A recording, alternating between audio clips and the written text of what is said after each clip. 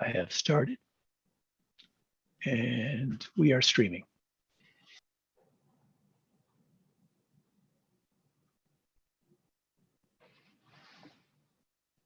Thanks so much for coming. I think that I'm just kicking this off, and Bonnie will tell me if I'm wrong in that. And I appreciate the time and attention that everyone throughout this community is giving to this conversation we're going to have with medical professionals here in our city, and really appreciate that we have the three medical directors of our healthcare systems here with us today to answer some questions and share with the community what's happening right now and what they're seeing.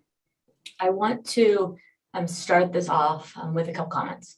Our goal today is to share the information that we believe the community needs to have, to encourage you to take steps to get vaccinated as soon as possible if you're able to protect those who can't, and to protect our ability to continue with business, with community, and all those things that we care about, to recognize that what's happening right now is something that's got to be paid attention to, but there are easy steps that can be taken to end this tough time that we've all had.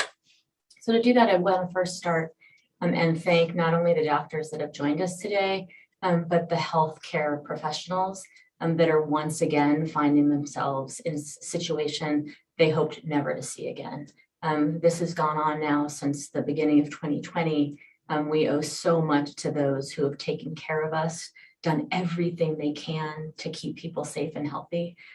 They thought, as did so many of us, that as vaccines came, that we would get beyond this. And now they're finding themselves in the same situation they were in before.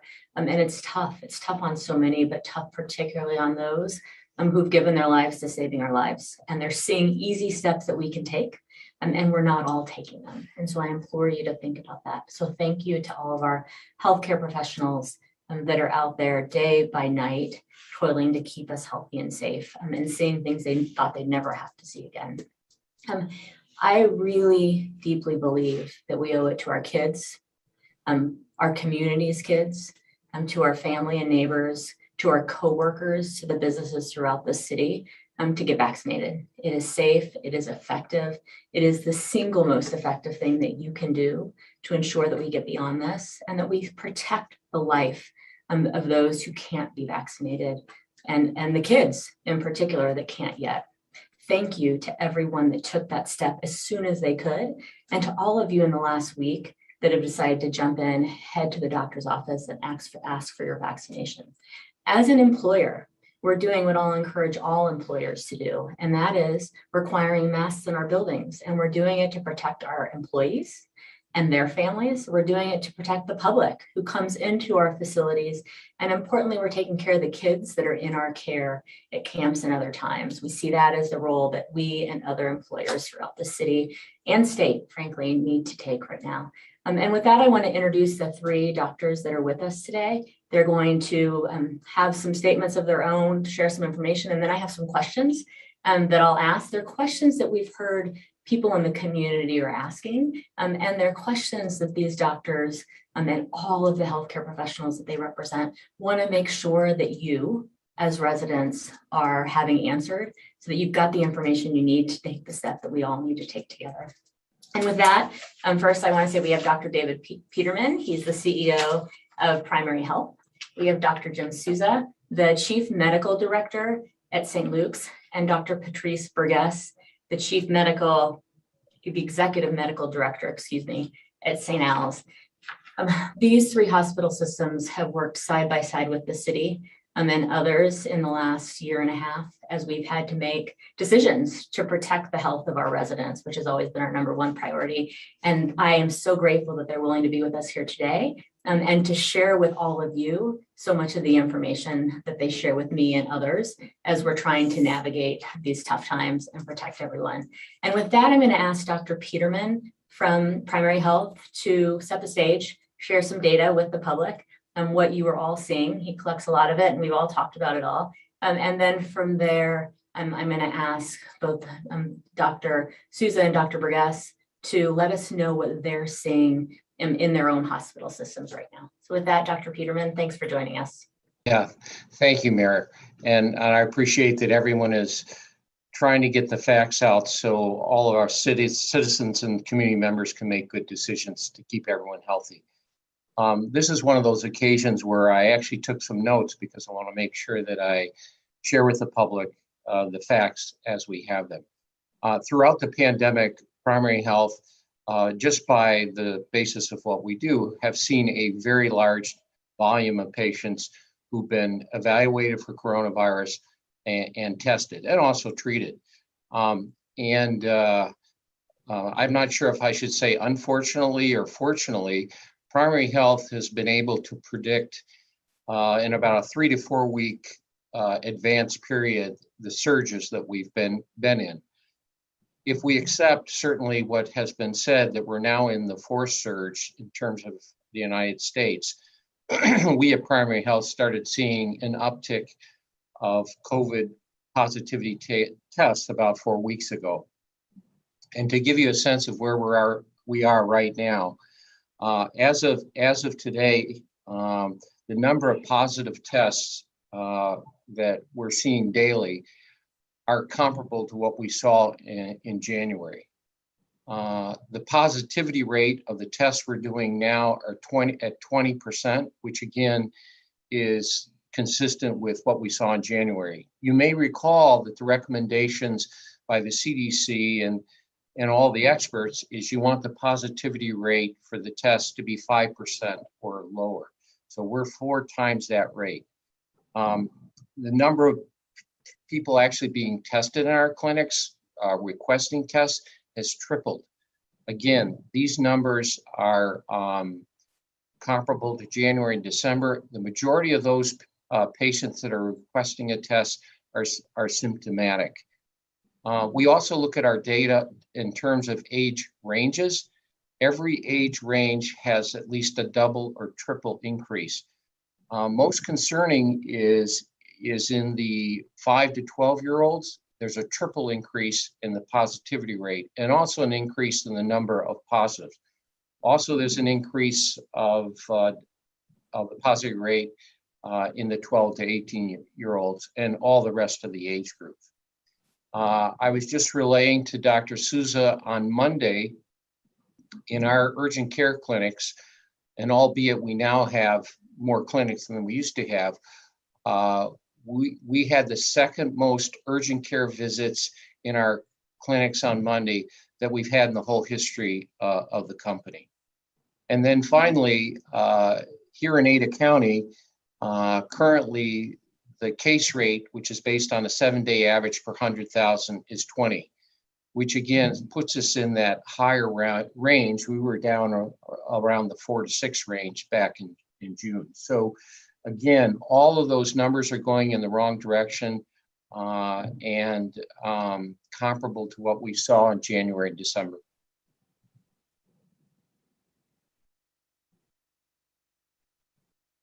Thanks, Dr. Dr. Souza. Yeah. Great. Welcome. Thanks for joining us. Absolutely. I think where we stand at St. Luke's, interested to hear from my colleagues at St. Al's, is we're kind of entering the class 5 rapids of this pandemic. And what I mean by that is for us to get through and achieve our objective, which hasn't changed, it's to preserve hospital capacity for care. Just like when you try to navigate a class 5 rapids, we all got to work together. Every single rower's got to put their oar in the water at the same time, and the right and the left sides of the boat got to work in tandem. In terms of why I say that, it's because of what we're seeing right now. We went into this surge in a challenging situation.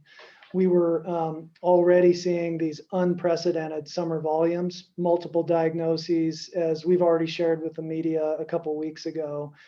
And those were related to relaxation of protective standards, like, we're even seeing more RSV lately, as well as increases in just pent-up demand and probably suboptimally managed chronic care from the first 3 surges. Now, on top of that, things are changing really rapidly. When Dr. Peterman and Dr. Nemerson and I met with the media just 2 weeks ago, at that time I shared we had about 40 patients admitted with COVID across our system. That was about 10% of our adult beds. Right now, as we speak, we have 78 patients admitted across the system with COVID. So we've doubled in 2 weeks. 19 of those folks are in critical care locations. More than 95% of these are unvaccinated, consistent with the data recently reported by the state of Idaho. And our average age is now down to 59 years. Now, I want to make a point on this number. 79 patients might not sound like a lot, but please recognize what that means. It means that 15 to 20% of our entire adult bed capacity is occupied by one diagnosis, and one that's growing rapidly.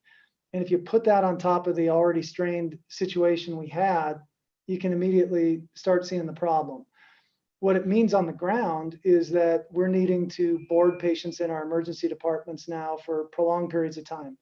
As we speak, I just checked this before the call, we have 9 patients right now boarding in our EDs waiting for beds. This includes 1 ICU patient.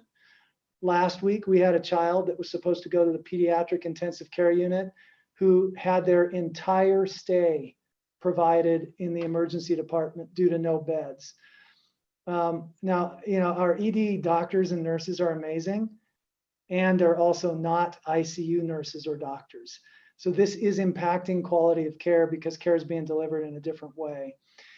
I'd like to make an appeal to the public to help us, to help them by working together on this. We're going to do our part in healthcare. You're going to hear that from all of us, I think, today. In terms of our hospital systems, we're constantly adjusting our staffing. Our hospital operators are like Jenga masters at matching the people with the patients. They're really good at it. And we're also beginning right now to plan what and when we're going to be pulling back on elective care. Our people have continued to step up and take on more. So we're going to do our part, but we need to engage the public now to do its part. So if you haven't done so already, my appeal, like the mayor's, is to please get a vaccine today. This will make it so that you won't be one of our hospital statistics in the near future. It's also going to help us preserve capacity for care. It won't help us this week, but it might help us in 3 or 4. The other thing, though, that we can all do right now is follow, because we did it before and it worked before, is follow the guidelines that if you're indoors with people who aren't your family, mask up. That can actually help with this problem potentially as quickly as 7 to 10 days, given the shortened incubation period of this Delta variant. So that'd be my appeal, Mayor, and thank you for having us. Thanks, Dr. Souza. I might have some questions for all of you in addition to what we discussed afterwards, just based on some of your comments. I did have one for you, and that was, you brought up that there are more people, and I'm not a doctor, so this was my layman's hear of it. There are more people that your healthcare professionals are seeing because of, I think it was like lapse of safety precautions, et cetera. Is that like where my family for the last year and a half hasn't had a common cold or anything for that matter, because, and normally I would be sick, my daughter would be sick, we'd have these winter things going on. Is that what you mean, where so many of us didn't get sick and now we're sick because we're out and about? And so people are coming in for care. Is that what the increased number of people that you're seeing beyond what you normally would see in the summer pre-COVID means? Yes, I mean, just like social distancing and masking and great hand hygiene and those sorts of precautions have helped prevent the spread of COVID, they've also helped prevent the spread of other infectious diseases, including respiratory viruses. Okay. So yeah, we've seen upticks in that activity, probably related to the same relaxation of those standards. Okay, great. Thanks for clearing that up. All right, and Dr. Burgess, I'm sorry I said your name the wrong way the first time. I apologize for that. No Thanks worries. for- It's my husband's name. No worries. I always think about it when people say McLean instead of McLean. It's my husband's name. You're not messing mine up. That's right. Thanks for being here with us. And My we'd pleasure. love to have everyone hear what's happening at St. Al's. Yeah, pretty similar. Numbers are slightly different. Our test positivity rate is, primary health, I think, sees a broader group of people. So ours has gone up from about 4% to 17%. So still a dramatic increase, but not exactly the same numbers. And our COVID patients are about 6% of our hospital beds right now. So not quite as high as St. Luke's, but still used to be about 1% or even 0.1% a few weeks ago. I think the sad thing is we were so close to having the community spread drop down into a more safe range where we could really legitimately relax some of our precautions. And that has changed in the last 4 weeks. We've tripled our incidence in the community. And so all of the things that you're hearing about masking and vaccination are even more critical, because we're in this very delicate stage where variants really of the virus take off when they can find a host that is susceptible, so not vaccinated. And then the more the virus spreads, the more it mutates. So we were so close to being able to tamp that down. And now we're back in a very vulnerable stage again. So the other thing I wanted to kind of highlight, in addition, kind of what Dr. Sousa said, but just highlight that is our hospitals have become very busy for all the reasons he said. But one of the things he mentioned briefly is we had pent up demand because we were really ramped down for quite some time. And so once we were able to open up a little bit, we had people that needed surgeries or that had diabetes or heart disease or other things that weren't managed as well because they were not able to come in for care. And now all of those things are peaking. So we're very, very busy with regular care. And then COVID is starting to peak again. And the other thing I would add is we're a pretty exhausted healthcare workforce. As you mentioned, I appreciate your comments. We have frontline workers that have been pulling extra shifts and wearing full PPE for prolonged periods of time, sometimes working outdoors to test patients and do all kinds of things that have been challenging for about a year and a half. And just when it's kind of makes me think, I've never run a marathon, but it makes me think about coming to the finish line and then seeing another hill. And that's, I think, how a lot of our healthcare workers are feeling. So we really do need the community's help to keep themselves safe and also preserve our capacity. And we are fortunate now that we do have supply of vaccine. At the very beginning, I chaired the governor's task force. We had to figure out who got to go first. And that was a really horrible place to be, but we prioritized our 65 and over population. And I think did a good job with that. Now we're in the fortunate position of really having vaccine for anybody that wants one. And that's a wonderful thing because we didn't have that at the beginning.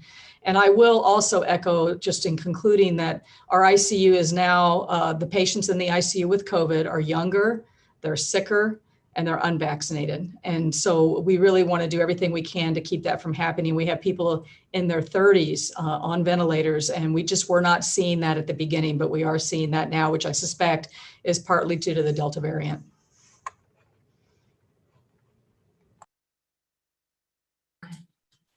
Thank you. We have time for 2 questions. So now I have to choose which 2 we're going to ask, but all of you touched on something that you're seeing. The people that are in the hospital are primarily unvaccinated. But we're also, as a vaccinated person, I'm hearing about breakthrough cases. Some of the test results have been shared and the number of people that have been vaccinated with COVID. I'm wondering if you could shed some light on that. And I know Dr. Peterman has mentioned too that people being tested are showing symptoms. So perhaps, it looks higher breakthrough case wise.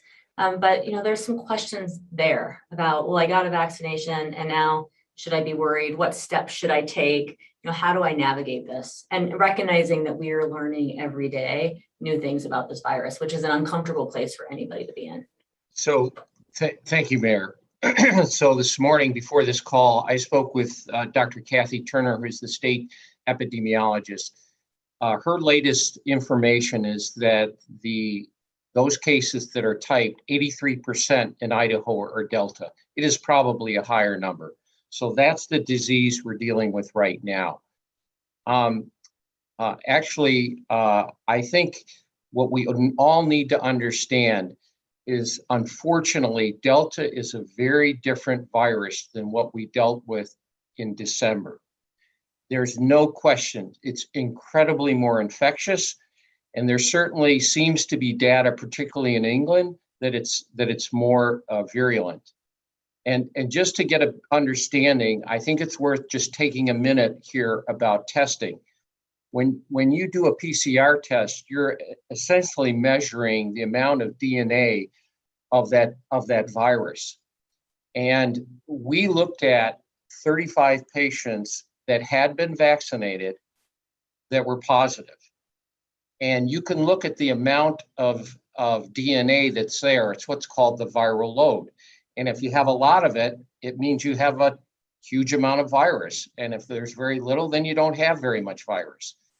Of those 35 patients we looked at, over 80% had a very, very large amount of virus, what I would describe as huge. And why is that significant? It tells us even with vaccination, you can not only get this virus, but you will carry a large amount, which means you are incredibly infectious. Now, there are two parts to that story. The first part is yes, the vaccine is not 100%, but no vaccine is 100%. And you're 5 to 8 times more likely to get infected if you're not vaccinated. But here's what we absolutely do know.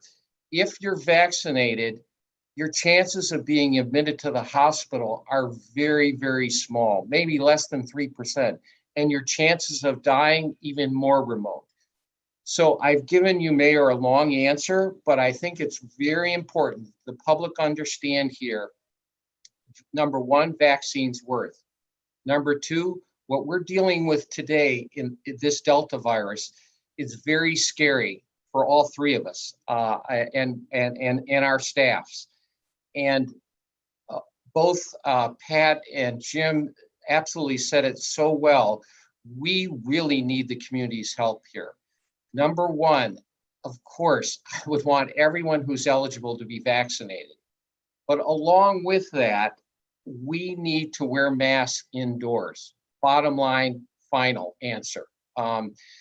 There is data after data all across the world that masks work. Specifically in primary health, it was incredible how little spread of virus occurred in our clinics because I was wearing a mask, the staff were wearing a mask, and the patients were wearing a mask. So the 2 or 3 take homes: one, this Delta virus is very, very serious, very contagious. Number two, please get vaccinated. And number three, please wear your mask, particularly indoors. Thank you. And on that, I appreciate the clarification because there's a lot of questions about that. And so and especially at the end, those 3 points, incredibly important to recognize that while we're learning more, we want to make sure that people are masked so that the virus doesn't spread, but that as a vaccinated person, the likelihood of being really, really sick in the hospital and dying or having your loved one dies goes down so much. And on that, kids that are under 12 can't get vaccinated right now. So will you talk to us? We saw last night the Boise School District took the step to require masks in the K through 12 classroom and anyone in the buildings, which as a mom, I'm thinking about the start of school, and I've heard from so many parents in the last couple of weeks, their concerns about the start of school. I appreciate the step that they took. And so I'm wondering if you'd weigh in on the step that they took, what steps as parents we ought to be taking to protect our kids that aren't vaccinated, or as Boiseans to protect other Boiseans, young Boiseans who can't be vaccinated. Yeah, I'll be brief so the other two physicians have a chance to respond. I don't know if the media knows I'm a pediatrician, but in any event, the American Academy of Pediatrics and the CDC have made very clear recommendations that are predominantly relate to schools. And that is, number one, absolutely every child 2 years and older that's in a school or daycare should be wearing a mask. So again, if I'm wearing a mask, you're wearing a mask, we're both protected. Second, you would want the layering mitigation steps that have been recommended by the CDC. So again, if it's possible, you would want your children in a room that's ventilated. And three, certainly when it's possible, you would like all the staff to be vaccinated. And let's make sure that the public understands children 12 and older are eligible for the Pfizer vaccine. Literally millions of doses have been given around the world, and it's extremely safe. One other thing I would say about children, which is there's some comfort for parents, which is, and many of us are wrong, including myself, which is this past year, particularly in schools in the United States, it was shown in ages 5 through 12, essentially elementary schools, that these children were incredibly obedient. When they were told to wear masks, they wear masks. And when they wore masks, distanced, and when possible had ventilation, there was very little spread within schools. Again, I was someone who was very concerned that there would be. And part of what we found was it seems that age child is less likely to spread the virus. So their parents can take some comfort. And I would just end, I'm sure all of us would agree, our first priority with kids is they need to be in school. And if we would follow these mitigation efforts, I'm going to keep saying it, if more people were vaccinated, if we wear masks indoors, our kids can safely return to school. Thank you. And I want to give Drs. Burgess and Souza a chance to weigh in on that or share with us as we wrap up anything else you want to make sure that the community hears today. I just wanted to mention one thing, if it's okay, that we haven't really touched on is obviously our biggest thing is preserving everyone's health and the hospital capacity to take care of all the things that we need to take care of. But there are also long-term effects from COVID for folks that maybe aren't sick enough to be in the ICU, don't die from the disease, but have long-term effects. And some of those are as mild as maybe an alteration in your taste and smell. I've had a patient that had 7 months of not being able to taste and smell, which sounds like no big deal, but it's a big quality of life issue. But also much more serious things like shortness of breath, heart problems, blood clots, fatigue, many things that really do affect people's ability to have a day-to-day good quality of life, to work in the capacity that they normally would work. So we're not only talking about the most serious effects, but we're also talking about these other long-term effects and the same mitigation measures that we've been talking about, vaccination, masking, hand sanitizing, all of those things prevent a person from getting those long-term effects as well. Not a lot to add. I think the Boise School District's decision was courageous, and I applaud it on that topic. Agree with Dr. Peterman's comments. I'd ask the public as they consider their vaccine decision, to understand, of course, vaccines have side effects. None of the physicians on this call would say otherwise, but really, try to move from the emotional space where a lot of us seem to have been trapped in this vaccine debate to a more cognitive one, and ask and answer the question, are you more likely to be healthy, not hospitalized,